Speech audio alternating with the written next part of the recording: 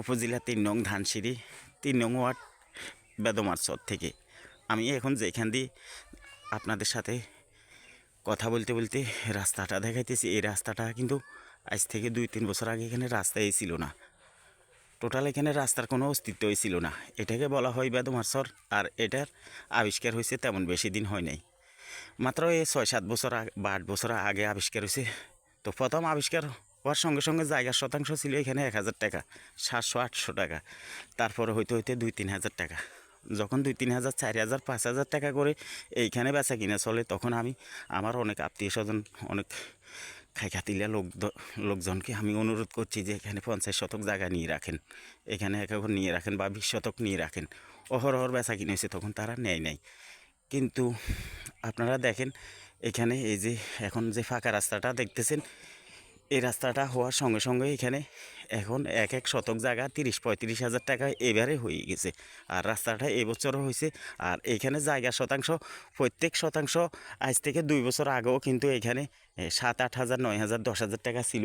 আর দেখতেছেন এখানে এখন কি পরিমাণ ঘনবসতি হয়েছে, শুধু বাড়ি আর বাড়ি, বাড়ি আর বাড়ি। সব বাড়ি খুবই সুন্দর, অসাধারণ সুন্দর সুন্দর বাড়িঘর হয়েছে। এবং কি লোকজন অনেক লাভে আছে।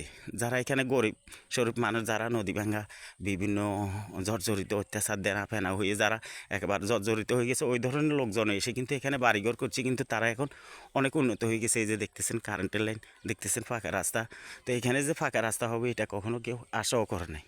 আর সেই জায়গাতে কিন্তু এখন ফাঁকা রাস্তা, কারেন্ট, সব কিছু কিন্তু বাংলাদেশ প্রধানমন্ত্রী শেখ হাসিনার কল্যাণে কিন্তু আজকে কিন্তু এখানে একেবারে ক্ষতিগ্রস্ত, অভাবগ্রস্ত, দারিদ্রতার একেবারে নিচে যারা বসবাস করতে, তারা এখন সুখী হয়ে গেছে।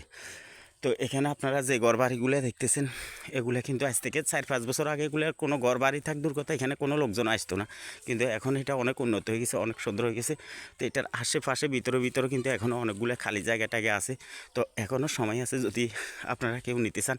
টুকটাক মাঝে মাঝে এখনও ২-১টা বেচা কিনার প্রস্তাব আসে। তো যারা এই এলাকার লোকজন আছেন, তারা কিন্তু চাইলে কিন্তু এখনও এখানে কিছু জায়গা টাকা কিনে টিনে রাখতে পারেন। ওই যে সামনেও ওইখানে খালি জায়গা কিছু আছে, ওইখানে গত বছর সুবর্ণচরের এক ব্যক্তি এসে কিন্তু এখানে তরমুজ চাষ করছে। বিশ্বাস করবেন না, অকল্পনীয়ভাবে এখানে ফসল হয়েছে। তো খুবই সুন্দর একটি এলাকা। তো আপনাদেরকে বলতে চাচ্ছি আর কি, যারা সুযোগ পান, সুযোগ কাজে লাগেন না। কিন্তু আজকে আপনারা দেখেন এই এলাকার লোকজন যারা মোটামুটি স্বাবলম্বী আছে, নিয়ে রাখতে পারতেন, ওই ধরনের লোকদেরকে এখানে আশেপাশের এই জায়গাগুলো কিন্তু ৫-৬ হাজার, ৭ হাজার টাকা করে অনেক সাদাসাদি হয়েছে। কিন্তু আপনারা জায়গাগুলো নেন নাই। কিন্তু আজকে দেখেন এখানে জায়গাগুলোর পরিস্থিতি আপনারা দেখেন। প্রত্যেক জায়গায় জায়গায় কারেন্টের লাইন, প্রত্যেক কোনায় কোনায় ঘর বাড়ি, এবং কি অনেক সুন্দর। এখানে এর সামনে হচ্ছে বাংটির গোয়া, এখানে মসজিদ আছে, দোকান আছে, অনেক বিশাল একটি মাদ্রাসা তৈরি হয়েছে। চিন্তা করেন এখানে এত উন্নত হবে, কেউ কল্পনা করছে? জায়গাটির নামই হচ্ছে বেদমারচর, অথচ আজকে কিন্তু এখানে অকল্পনীয়ভাবে উন্নত হচ্ছে। তো ধন্যবাদ সবাইকে। আসসালামু